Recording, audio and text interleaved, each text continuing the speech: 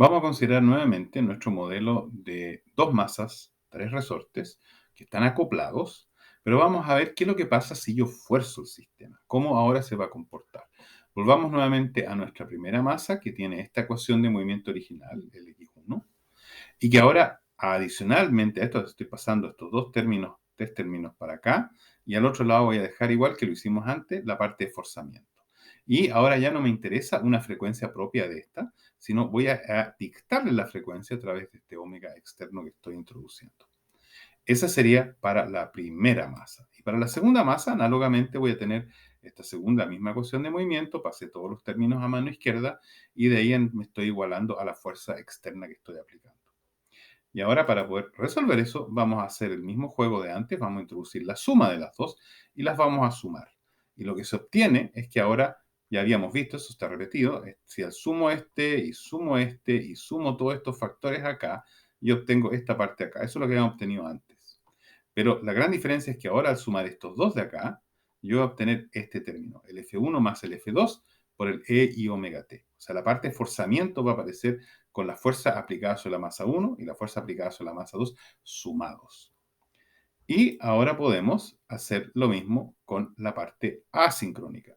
Entonces, asimétrica. O sea que aquí voy a introducir la resta, lo cual va esta parte de acá menos esta parte de acá, nos va a dar lo que ya nos había dado anteriormente, pero la parte de las fuerzas va a quedar como F2 menos F1 por esto. Eso significa que si en este minuto las fuerzas aplicadas sobre las dos masas son iguales, F1 y F2 fueran iguales, entonces estoy tratando de forzar las dos en la misma forma. En ese caso, la parte asimétrica va a ser sencillamente como si fuera libre, como si en consecuencia, la única diferencia para el movimiento simétrico es que las fuerzas ahí se suman. Y ahí en ese caso una fuerza que es igual va a introducir un efecto. Pero si yo tengo que en este momento las dos fuerzas son iguales, en la parte asimétrica no voy a obtener, porque resulta que en ese minuto se están anulando estos conceptos de acá. Ahora para resolverlo voy a introducir nuevamente esta forma de acá, aquí lo hice ya en la forma con la parte real, en que aquí tengo el omega t, que ahora recordemos es la frecuencia angular que estoy poniendo desde fuera, y ahora tengo que considerar si la fase. O sea que voy a tener una amplitud para el caso simétrico con una fase para el caso simétrico. Y en este minuto estoy tomando la frecuencia que yo estoy imponiendo a través del forzamiento. Así que esto sería mi ADS, mi suma de x1 más x2 para la solución simétrica. Y tenemos por el otro lado, para la parte asimétrica, algo muy similar, con una amplitud A de la parte asimétrica y una fase A.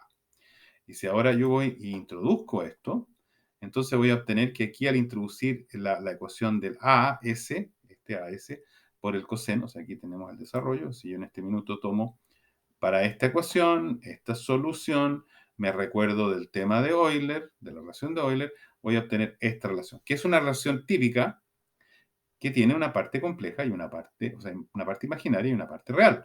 Así que son dos ecuaciones. ¿Cuáles son las incógnitas? La fase y la amplitud. Es exactamente lo mismo que habíamos hecho antes, excepto que ahora aquí apareció esta suma de las fuerzas. Así que aquí yo puedo resolverlo. Aquí está la parte real, que ahora es la misma situación que se dio ya antes, porque como desacoplé las ecuaciones, yo las estoy pudiendo resolver directamente como si fuera la ecuación de un sistema de un solo resorte. Con la única diferencia de aquí me sale la suma de las dos fuerzas.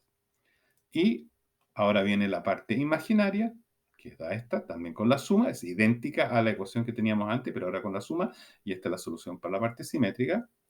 Y con ello yo puedo llegar a lo que es la típica forma de ese tipo de resonancia que yo tengo de la amplitud en función de la frecuencia que yo estoy. O sea, yo dicto la frecuencia y estas son las amplitudes a S que voy teniendo dependiendo de la suma de las fuerzas.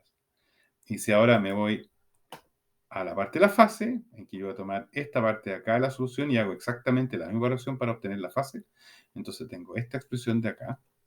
Y si ahora hago lo mismo por el lado de la parte asimétrica, voy a tener la parte de la resta acá. Y ahora al escribir la ecuación, en que estoy aquí reemplazando esto por el i omega, y aquí por el i omega, y aquí que hay omega al cuadrado, entonces voy a tener esta expresión. Ahora ya no es el omega asimétrico o simétrico, es el omega que estoy imponiendo a través del forzamiento que yo tengo acá. Pero acá está la diferencia. O sea, si ambas fuerzas son iguales, esto acá va a sencillamente tener el comportamiento de un sistema libre, que no está siendo forzado. Ese es básicamente el tema de fondo. Aquí puedo nuevamente llevar a la parte real, que me queda igual a lo que teníamos antes, excepto que ahora aquí yo tengo una amplitud asimétrica y una fase asimétrica. Y yo puedo calcular directamente el resultado de esta amplitud, que me da esto con la parte imaginaria.